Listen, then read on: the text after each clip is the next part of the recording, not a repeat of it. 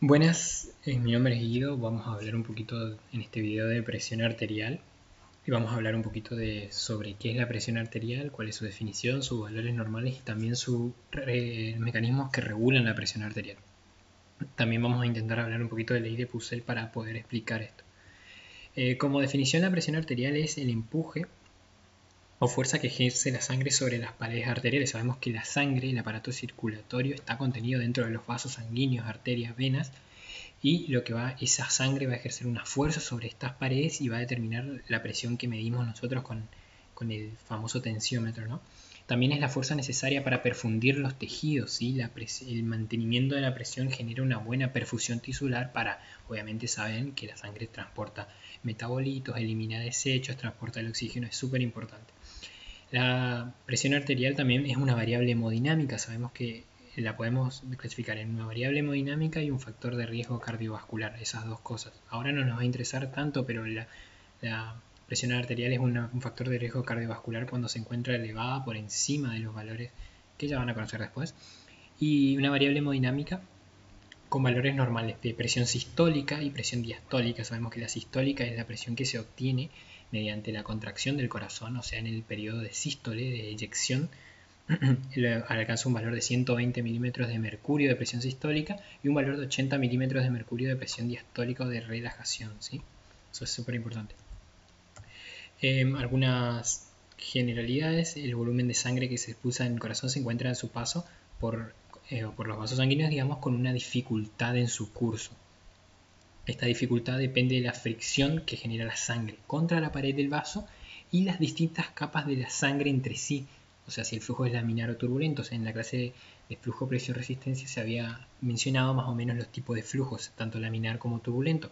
Para hacer un resumen de eso, el flujo laminar era el que era con varias láminas concéntricas dentro del vaso, en el cual la parte central iba más rápida y la parte que estaba en contacto con la... Imagínense que este borde es el vaso sanguíneo, la que estaba en el medio va más rápido y la que está bien contra la pared va más lento, ¿no?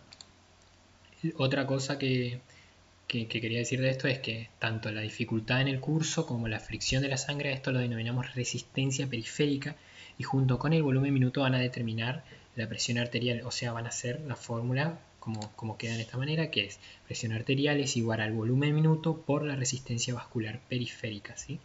La resistencia entonces es toda la fuerza que se opone, o que en realidad que tiene que vencer, vamos a decir, la sangre para generar un flujo constante, digamos, y el volumen minuto, que sabemos que está determinado por el volumen sistólico y la frecuencia cardíaca, y a su vez el volumen sistólico determinado por la precarga, la poscarga, eso ya lo vimos en ciclo cardíaco. Un aumento de la resistencia periférica, como es directamente proporcional, aumentará la presión. Un aumento del volumen minuto aumentará la presión. Mediante estos mecanismos nos vamos a valer para entender todos los mecanismos regulatorios, tanto que regulan volumen como que regulan resistencia periférica. Otras cosas a tener en cuenta de la circulación: el flujo está controlado según la necesidad del tejido.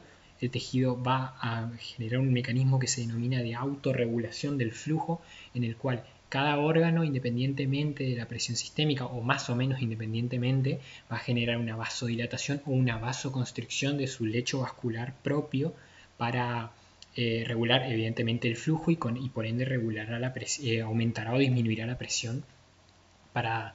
Por ejemplo, si un órgano necesita más flujo, vasodilatará, ¿sí?, para que le llegue más flujo. Si necesita menos, si le está llegando demasiado flujo ante, por ejemplo, una presión muy alta, le llega mucho flujo, vamos a decir, al riñón, el riñón vasocontrae para evitar que le llegue tanto flujo, ¿sí? Eso es la autorregulación del flujo y es propia de los tejidos.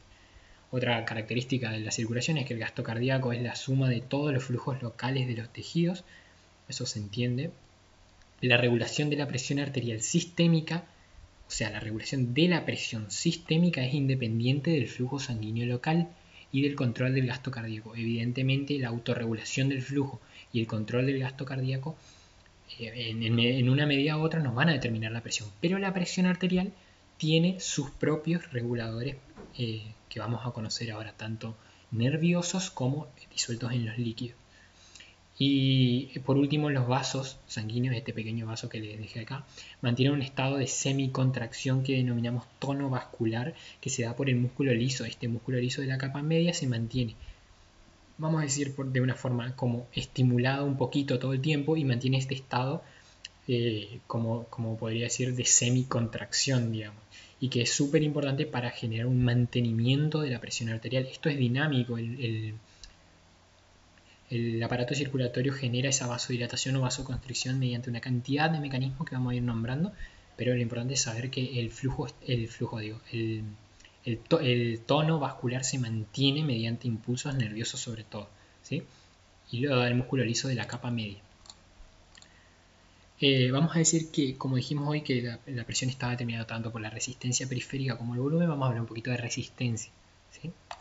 La resistencia es la fuerza que se opone a esta circulación de la sangre y nos va a dar varias cositas. Acá le vamos a poner todo. La resistencia es cambios en el diámetro, cambian la capacidad de conducir la sangre. ¿Qué quiere decir esto? Que el vaso, este pequeño vaso que tenemos acá, cuando varíe su diámetro, tanto se achique como se agrande o vasocontraiga o vasodilate, va a cambiar la capacidad que tiene este vaso de conducir sangre. Y se va a dar lo que se denomina la ley de la cuarta potencia, que dice que la velocidad del flujo es directamente proporcional a la cuarta potencia del radio, ¿sí? Quiere decir esto que el flujo sanguíneo, perdón, me colgué. Quiere decir esto que cambios en el diámetro del vaso van a aumentar o disminuir el flujo según la necesidad. En este ejemplo tenemos que el radio del vaso es 1, entonces el flujo sanguíneo es de 1 mililitros por minuto en este ejemplo. Si el radio aumentase al 2, o sea, al doble, el flujo es de 16 mililitros por minuto, no de 2 mililitros por minuto. ¿Por qué? Porque si el radio aumenta una vez, se hace a la cuarta potencia. 2 por elevado a la cuarta potencia, 16 exactamente. O sea, una vasodilatación, podríamos decir, del doble, que aumente el doble el diámetro, aumentará 16 veces el flujo. De la misma forma, un radio 4 veces más grande que este, ¿sí? Una vasodilatación súper grande, imaginemos, 4 elevado a la cuarta potencia son 256, o sea, aumenta 4 veces el diámetro del vaso, aumenta 256 veces el flujo, ¿sí? Es súper importante. Pequeñas variaciones del diámetro de los vasos van a aumentar o disminuir muchísimo el flujo, ¿sí? Obviamente eso se denomina la capacidad de conducir, es la conductancia del vaso, aumentará en proporción a la cuarta potencia del diámetro. Y otra cosa que hay que agregar es que 2/3 de esta resistencia que se genera en el organismo la generan las pequeñas arteriolas, ¿sí? Eso es importante. Bueno, para seguir vamos a hablar de dos leyes que se relacionan bastante en esto de la circulación y vamos a hablar primero de Ohm. Vamos a hablar de flujo en Ohm. Acuérdense de la ley de Ohm. ¿Se acuerdan del triangulito? Si no se acuerdan, acá está el triangulito. Nos acordábamos que tenemos flujo, presión, resistencia. El flujo es Q, P es presión y R es resistencia. Cuando queríamos saber cómo era la fórmula de flujo, por ejemplo, tapamos imagínense que el mouse en la mano, tapo el flujo y digo, la fórmula de flujo es presión por resistencia, sobre resistencia. Si quiero saber presión, como lo que estábamos haciendo, flujo por resistencia, volumen minuto por resistencia periférica, ¿se entiende? Entonces, Ohm decía que el flujo es directamente proporcional al delta o a la diferencia de presión. Imagínense, de este lado, imagínense que este es un vaso, ¿no? No me olvidé de poner un vaso acá. Imagínense que este es un vaso. De este lado hay una presión de 100 y acá hay una presión de 0. Esta diferencia de presión hace que el flujo aumente para este lado, ¿se entiende? La diferencia de presión, mientras más grande es, mientras aumenta la diferencia de presión, aumenta el flujo, ¿sí? Después tenemos la resistencia. La resistencia es inversamente proporcional al flujo. Como se puede ver acá, la resistencia, si aumenta, porque sabemos que el flujo está determinado tanto por la presión como por la resistencia, la diferencia de presión como la resistencia, si aumentase la resistencia, disminuiría el flujo. Si disminuye la resistencia, aumenta el flujo. Esto se entiende, ¿sí? Si no, ahora vamos a hablar de nuevo. Vamos a la ley de Pucel. Pucel dijo, bueno, Pucel o como se pronuncia este señor, dijo, bueno, vamos a hablar, que yo quiero saber de la resistencia. Dijo, bueno, la resistencia es directamente proporcional a 8, que es una constante que si queremos obviarla, la obviamos porque lo importante es entender los determinantes, ¿no? 8 por la viscosidad por la longitud del vaso. N significa viscosidad y L longitud del vaso, ¿sí? Es directamente, entonces la resistencia, o sea, una fuerza que se opone a la circulación del flujo, o a la circulación de sangre, vamos a decir, es directamente proporcional a la viscosidad y directamente proporcional a la longitud del vaso. Pero es inversamente proporcional a pi por radio de la cuarta. ¿Qué quiere decir esto? El pi, vamos, no importa. Vamos a decir que el radio, acuérdense que el radio que yo le expliqué de la cuarta potencia en la diapositiva anterior, decía que el aumento o disminución del radio del vaso van a generar cambios en el flujo. Si el radio aumenta, o sea, el radio se agranda, el vaso se dilata, ¿qué pasa? Cambia 16 veces, la resistencia disminuye, ¿se entiende? O sea, hacia agranda, vamos, para no decir números, aumenta el radio, la resistencia disminuye. ¿Sí? ¿Se entiende? Esto está controlado por la vasodilatación y la vasoconstricción es el factor más importante en la regulación del flujo. Acuérdense de la vasodilatación y la vasoconstricción. La N, que significa viscosidad, en el cuerpo está dado por el hematocrito o en realidad por la porción sólida de la sangre que está representada en el hemograma por el hematocrito. ¿Qué es el hematocrito? La porción sólida de la sangre que se centrifuga y queda en un tubito y bueno, y ahí la podemos medir, que normalmente es de entre 40 y 43% aproximadamente.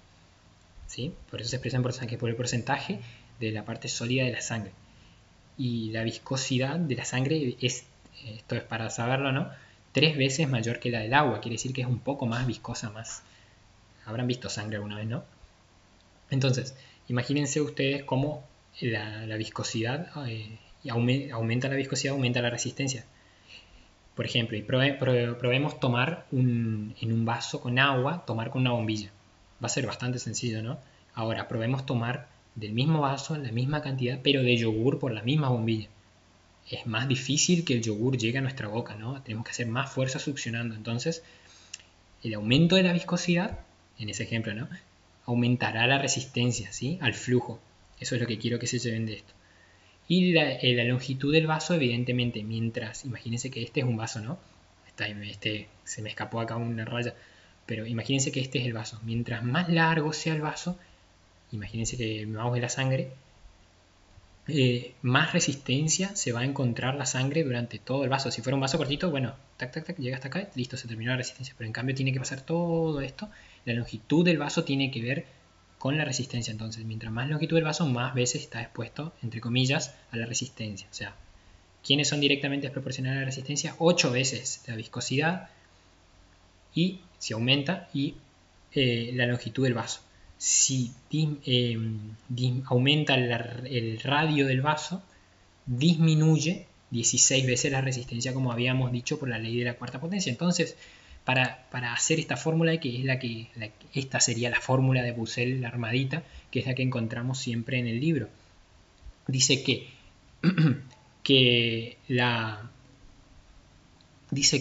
el flujo está determinado tanto. ¿Se acuerdan ustedes cuando hacíamos en la secundaria? Este por este y este con este para juntar las fracciones, ¿no? Entonces, el flujo es igual a la diferencia de presión por este con este por el radio de la cuarta. Acá le podríamos haber puesto pi, pero como no nos importa el pi, no nos van a... Entonces, si aumenta la diferencia de presión, aumenta el flujo. Si aumenta el radio, o sea, se vasodilata, aumenta el radio del vaso, aumenta el flujo. ¿Se entiende? Y lo que está por abajo, que es inversamente proporcional, aumenta la viscosidad, disminuye el flujo. Aumenta la longitud del vaso, disminuye el flujo. ¿Se entiende o no? Esta es la fórmula que nos tenemos que llevar de Bussell, ¿sí? Y esto es súper importante y bueno, y les va a reservar, así que cualquier cosa, seguimos. Unas formulitas que le dejo acá para entender presión. Entonces, presión, la fórmula de presión arterial, súper importante de memoria. Presión arterial es igual al volumen minuto, ¿sí? que sería el flujo que estábamos calculando, que estábamos viendo de dónde viene el flujo y la resistencia en la ley de Bussell anteriormente y en la de Ohm también. Entonces la presión es igual al volumen minuto, que a su vez está determinado por la frecuencia cardíaca y el volumen sistólico, por la resistencia periférica, ¿sí? Los dos son directamente proporcionales a la presión. Cualquiera que aumente aumenta la presión, cualquiera que disminuye, disminuye la presión.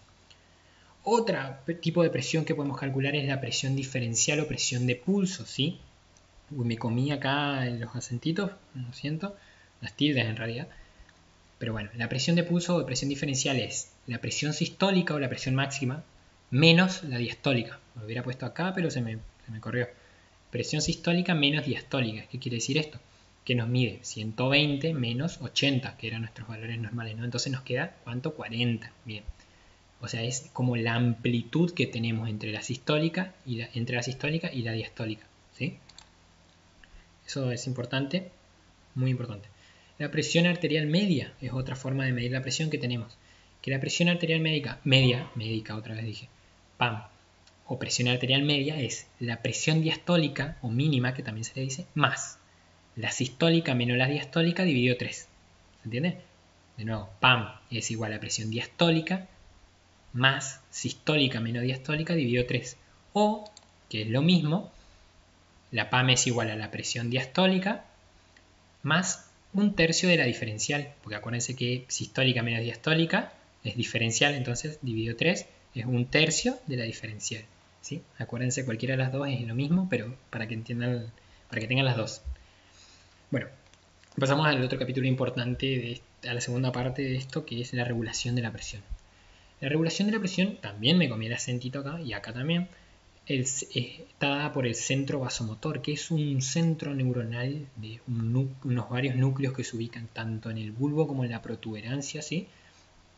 Sí, en la protuberancia o en el bulbo, en la parte inferior de la protuberancia y en la superior del bulbo, un grupo de neuronas que van a influir sobre los vasos de toda la economía, como dice acá, a través del sistema nervioso simpático, ¿sí? Y nos van a dar este famoso tono vasomotor, ¿sí? O ese estado que yo había comentado de semicontracción al principio, está dada por este centro vasomotor que está todo el tiempo, todos los días, sensando la presión, las variaciones de la presión y ajustando finamente esto, ¿sí? A través del sistema nervioso simpático, que nosotros sabemos que el sistema nervioso simpático está dado por la cadena simpática laterovertebral y todas esas cosas que sabemos, y generan un efecto sobre el corazón, que es aumentar la frecuencia, aumentar la contractilidad y sobre todo vasoconstricción, ¿sí? Y también el centro vasomotor está asociado a el nervio vago, que sabemos que el nervio vago hace como lo contrario del simpático, podríamos decir. Influencia también el corazón, como estábamos diciendo, y va a influenciar tanto la frecuencia como la contractilidad, dependiendo de qué parte actúe. Si actúa al nivel simpático, aumenta la frecuencia, aumenta la contractilidad y vasocontrae, y el nervio vago al contrario, ¿se entiende? Es siempre hay como un pequeño predominio hacia la vasoconstricción para mantener el tono, ¿sí? Pero no quiere decir que esto no sean cosas que pasen simultáneamente y estén regulados muy fino. Bueno, aparte también de esta regulación nerviosa que les comentaba, hay una regulación humoral que viene a ser en la que están involucrados los líquidos corporales, ¿sí? ¿Cómo clasificamos la regulación de la presión? En mecanismos que actúan muy rápidamente, sí, que estos mecanismos van a actuar desde segundos a minutos. Entre ellos encontramos los vasoreceptores, los quimiorreceptores, el reflejo sinusal o de Bainbridge y la respuesta isquémica del sistema nervioso central, ¿sí? Estos actúan muy rápidamente. Que actúan rápidamente, ¿sí? O mecanismos estos serían de acción corta, media o rápidamente, esta es la que más se ocupa. Esta clasificación, digamos, contiene tanto el sistema nervioso simpático que habíamos nombrado en la parte anterior, que podría corresponder tanto al actuar rápidamente como al muy rápidamente, ¿sí? En ambos está bien ponerlo. También la vasopresina, que es acuérdense que la molécula de antidiurética, la hormona antidiurética, tiene una parte vasopresina y antidiurética, ahora lo vamos a comentar. Y por último, la angiotensina, parte del sistema renina-angiotensina-aldosterona, que actúa en mecanismos rápidamente. Digamos.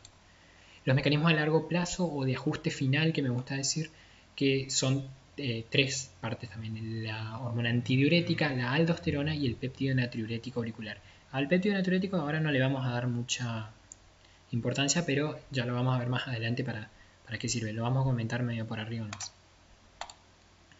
Bueno, este es un cuadro que les dejo un gráfico en realidad, perdón, sobre el tiempo que tardan cada uno de los mecanismos mencionados anteriormente, ¿sí?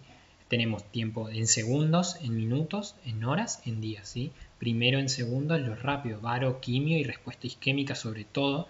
Acá varo, quimio, respuesta isquémica entre segundos y minutos. Entre minutos empiezan los mecanismos que actúan rápidamente, que vienen a ser simpático, empieza el sistema renina-angiotensina, ¿sí? Uy, perdón. Y por último, entre horas y días, todo el mecanismo de renal-volemia, que significa todo el ajuste renal, el ajuste de los líquidos corporales, porque acuérdense que la volemia es un determinante de la precarga, que a su vez va a determinar el volumen sistólico, que a su vez va a determinar el volumen minuto gasto cardíaco, que a su vez es un determinante de la presión, ¿sí? Vamos a mecanismos que actúen muy rápidamente.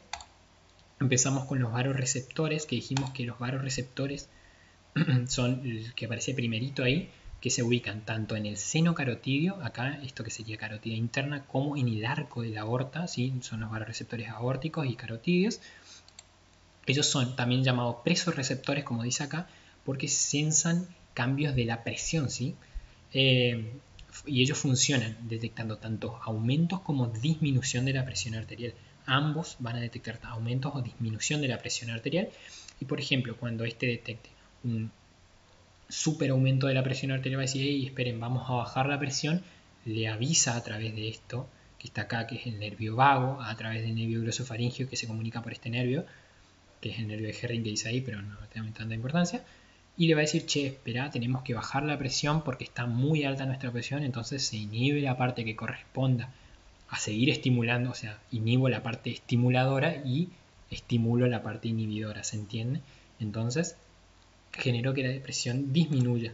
Los receptores que están acá, como dice acá, los carotidios, se estimulan por presiones mayores a 60 milímetros de mercurio y los del arco aórtico por mayores a 30. Son bastante pocos milímetros de mercurio, teniendo en cuenta que nuestra presión arterial media es de 100, ¿sí? Entre 120 menos 80, 100. Seguimos. Un fenómeno que hace importancia a los varoreceptores es la hipertensión ortostática. O sea, a ustedes no les habrá pasado alguna vez como a mí, que están acostados mucho tiempo así en la cama y de golpe se levantan así apurados y sienten como que se marean un poco, ¿no? Bueno, en ese momento que ustedes se paran, la gravedad hace que obviamente el efecto de la gravedad hace que la sangre como que se quiera distribuir para hacia las partes inferiores y las partes superiores como que sensan una caída de la presión. Entonces estos varoreceptores del arco y de la carótida interna del seno carotidio se van a encargar de elevar la presión muy rápidamente en pocos segunditos para que no nos desmayemos. Bueno, si nos desmayamos eso es otro problema ya, ¿no? Pero para esto sirven estos receptores, ¿sí? Evidentemente estos receptores al actuar tan rápidamente tienen poca o nula influencia en el largo plazo y tienen un fenómeno que se denomina acostumbramiento, que es, por ejemplo, estos receptores nosotros tenemos una presión, por ejemplo, de 100, vamos a decir un ejemplo exagerado, 150 de presión arterial todo el día, todos los días durante una semana. El varoreceptor va a decir, ah, bueno, esa es la presión normal de este señor y se va a acostumbrar a esa presión y no va a tener, no va a empezar a variar más, no va a decir che bajen porque ya cree que esa es nuestra presión. Ese es el fenómeno de acostumbramiento, el cual es perjudicial en este punto, pero bueno, tenemos otros mecanismos que actuarán a largo plazo para evitarlo. Seguimos con los quimios. Perdón, tomé agua. Los quimioreceptores son otro tipo de receptores que se ubican tanto en el arco de la aorta también, le puse la misma imagen, como en el seno carotidio, en el cuerpo carotidio, en el glomo carotidio, que está en el medio entre la carótida interna y externa. Y lo que van a hacer es, como su nombre lo dice, sensar sustancias químicas, ¿no? Y se van a estimular tanto por disminución de la presión de oxígeno, aumento de la presión de dióxido de carbono o disminución del pH. ¿Cuándo ocurren estas situaciones? Imaginémonos que está llegando poca sangre, ¿no? Cuando llega poca sangre, ¿qué pasa? El oxígeno que le llega a este glomo va a decir, hey, me está llegando poco oxígeno. Entonces está llegando poco flujo, ¿sí? Sabemos que si hay poco flujo, la presión está baja, entre comillas, ¿sí? Hay poco oxígeno, entonces se va a acumular el CO2 y va a aumentar. Y cuando se acumula el CO2, aumenta el pH. Todos esos estímulos van a estimular, valga la redundancia, a los quimiorreceptores y van a decir, che, vamos a alzar la presión, vamos a levantar la presión. Entonces le avisa al centro vasomotor y empieza a aumentar la presión. Obviamente tiene mucha menos importancia que los vasoreceptores y son más importantes en la regulación de la respiración, como vamos a ver más adelante. Pero también vamos a nombrarlo porque son mecanismos muy rápidos. Otro es el reflejo sinusal o reflejo de Banbridge, que es un poquito más secundario, pero lo vamos a nombrar también, que el reflejo sinusal o de Banbridge lo que pasa es que aumenta la presión de la aurícula, ¿sí? En la aurícula, en acá podríamos decir, hay un aumento de la presión y eso estira el nódulo sinusal que se encuentra en la desembocadura de la cava superior, por eso se llama reflejo sinusal también. Y ese estiramiento del nódulo sinusal avisa al centro vasomotor y ese centro vasomotor responde con un aumento de la frecuencia cardíaca, evidentemente mediante el sistema nervioso simpático, que dijimos que era quien estimulaba quien ocupaba el centro vasomotor para estimular. Entonces aumentará la frecuencia y aumentará la contractilidad, ¿sí? Solamente eso. Obviamente estimula simpático y tiene que disminuir el vago. Seguimos con la respuesta isquémica del sistema nervioso central, que es el último de estos mecanismos súper rápidos. Acá tenemos un dibujo de todo lo que es sistema nervioso central. Acá encontramos el puente o protuberancia y el bulbo, y acá el centro vasomotor entre los dos. Cuando este centro vasomotor, que también está irrigado por arterias propias, ¿no?, detecte que hay muy poco, que le llega poca sangre, podríamos decir un flujo sanguíneo disminuido, va a decir, che, hay poco flujo, o sea, nos estamos quedando isquémicos, que significa falta de flujo, ¿no? Y debe decir, bueno, está disminuido el flujo, entonces debe haber una presión baja, va a pensar esta respuesta. Y va a emitir esta respuesta, que va a ser una vasoconstricción súper importante, ¿sí? Y esa vasoconstricción va a generar una vasoconstricción sistémica, digamos, que va a aumentar el flujo sanguíneo hacia el cerebro y va a decir, bueno, ahí ya me está llegando sangre, no pasa nada, ¿sí? Es importantísimo para defender también el sistema nervioso central.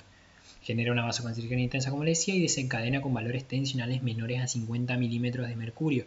O sea que tiene que ser la presión bastante baja. Acordemos, vamos a nombrar nomás, ¿no? Pero el sistema nervioso generalmente mantiene una presión entre 50 y 140 milímetros de mercurio, la mantiene casi totalmente estable, pero menos de eso le genera isquemia, entonces el sistema nervioso dice, no, tiene que venir más, aumentar la presión porque tiene que traer más flujo. Vamos a los mecanismos que actúan rápidamente. Voy un poco rápido, pero porque si no se hace muy largo. Los mecanismos que actúan rápidamente, vamos a nombrar el sistema nervioso simpático en primera medida.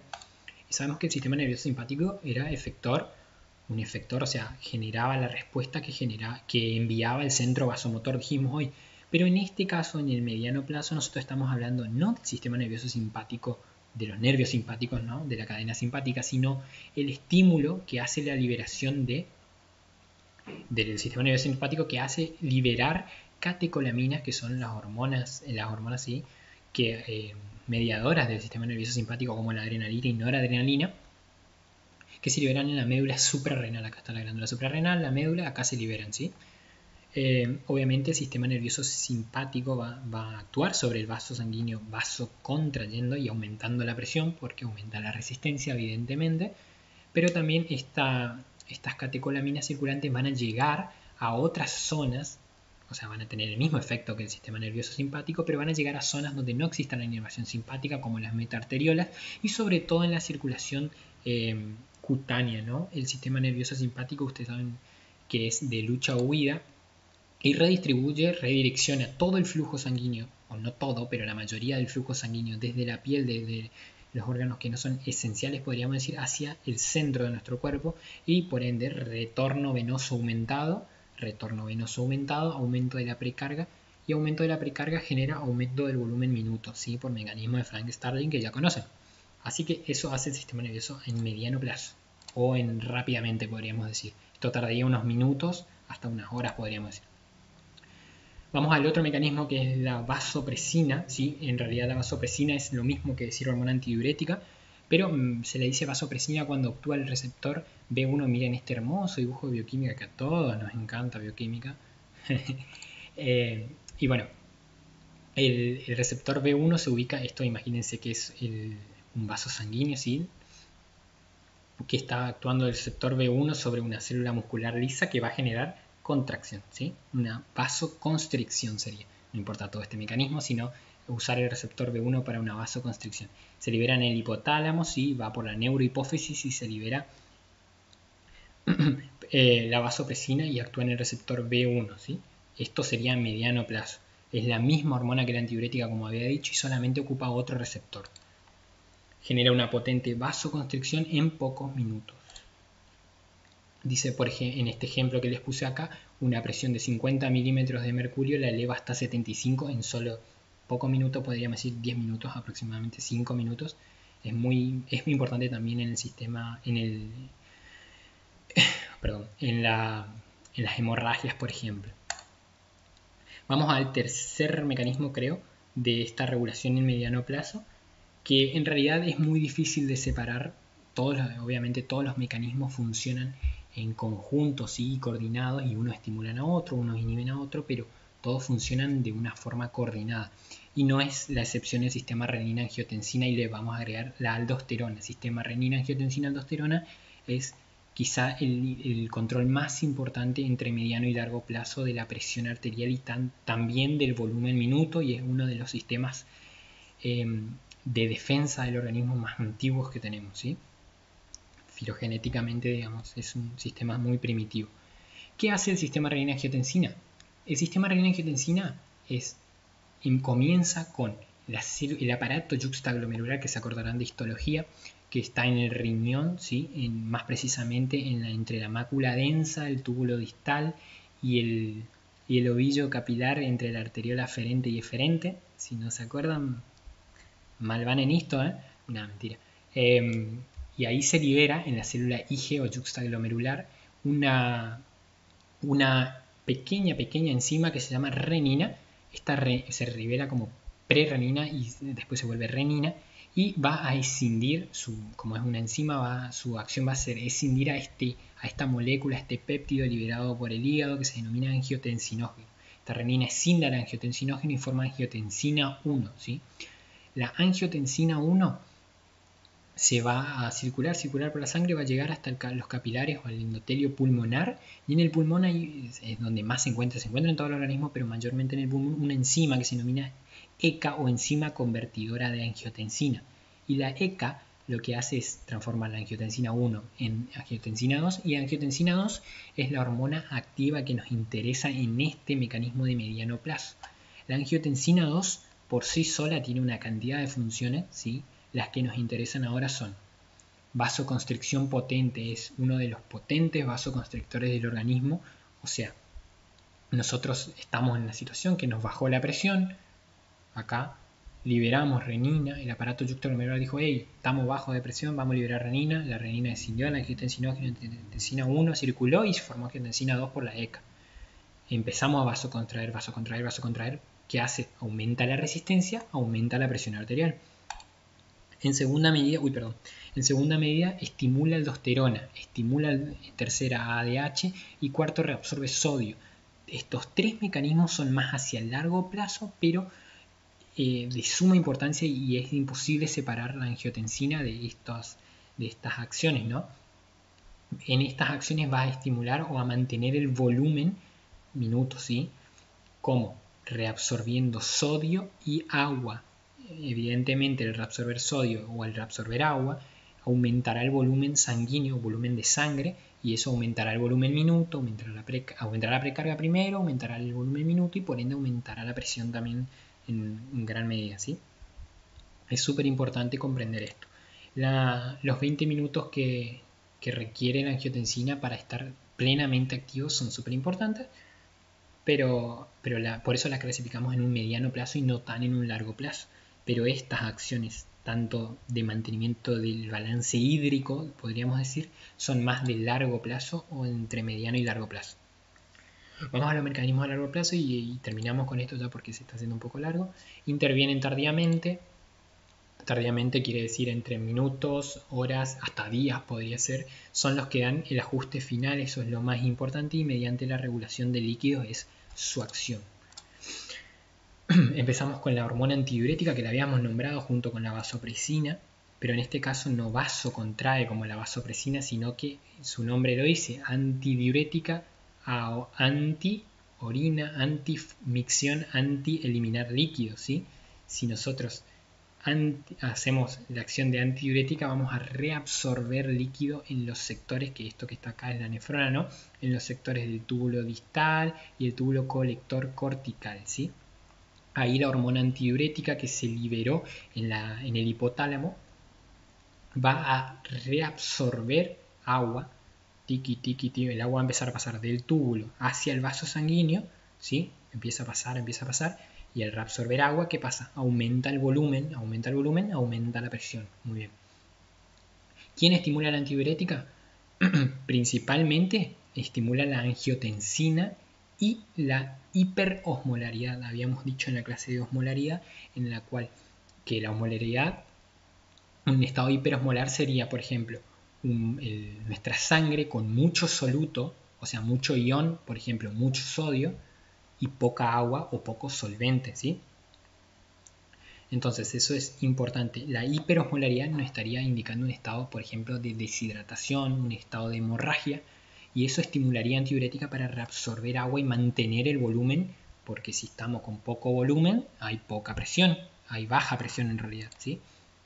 Viaja por la sangre, entonces como dije, del hipotálamo y actúa en los túbulos distales corticales, como ya les dije, y aumenta la reabsorción de agua y sodio, de agua, perdón, no de sodio, de agua, mediante para la fosforilación de unas proteínas que se llaman acuaporina 2, que no van al caso ahora, pero hay que saber que aumenta la reabsorción de agua, principalmente la antidiurética, por eso disminuye la diuresis. Por último, pero no por eso menos importante, vamos con la aldosterona. La aldosterona, miren la imagen más linda que conseguí, esa les puse. La aldosterona es una molécula que se libera en la corteza suprarrenal, ¿sí? Y lo que hace la aldosterona, primero que la aldosterona, dijimos hoy en el sistema renina-angiotensina-aldosterona que estaba súper estimulada, su principal estímulo es la liberación de angiotensina. O sea, se libera angiotensina para mantener para vasocontraer, pero a su vez estimula aldosterona para reabsorber sodio y agua. ¿Sí? Porque la aldosterona, ¿qué hace? Reabsorbe sodio, como vemos en estos canales que se llaman INAC, sodio, sodio, sodio para adentro, y elimina potasio. Cuando entra el sodio, pasa por la célula tubular, llega a la sangre, imagínense que acá está la sangre. ¿Qué pasa cuando hay mucho sodio en la sangre? El agua la acompaña, ¿sí? Y se aumenta el volumen, aumenta la presión, otra vez, ¿sí? De esa manera la aldosterona aumenta el volumen, reabsorbe sodio y elimina potasio. ¿Quién estimula la aldosterona? Primero, un descenso de la presión, y ese descenso de la presión acompañado de la angiotensina 2, una disminución de la volemia, por eso disminución de la presión, cuando disminuya la volemia disminuirá la presión también, y el aumento del potasio, entonces por eso el aumento del potasio, cuando la aldosterona tiene de función eliminar potasio, ¿se entiende? Estos serían los estímulos principales de aldosterona. Y bueno, y con eso terminamos más o menos la clase, espero que les haya servido y bueno, estamos en contacto cualquier cosa. Gracias.